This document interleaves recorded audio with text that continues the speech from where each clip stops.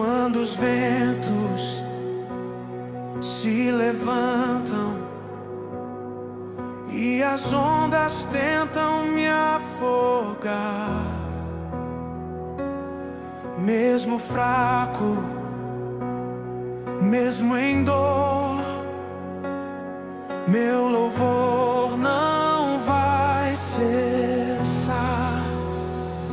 Tu és o Deus que acalma o mar, mas mesmo se não o fizer,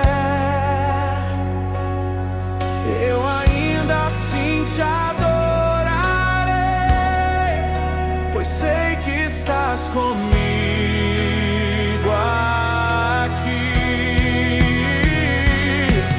Eu escolho te adorar, mesmo na tempestade.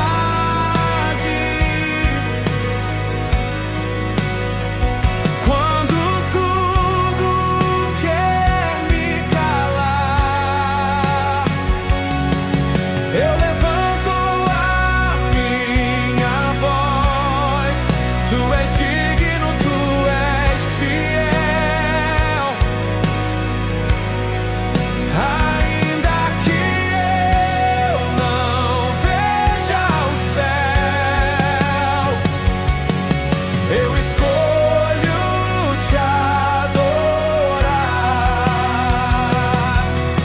Além da tempestade,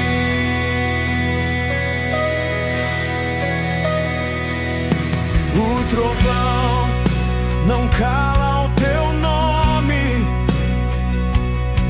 e a escuridão não me vence. No vale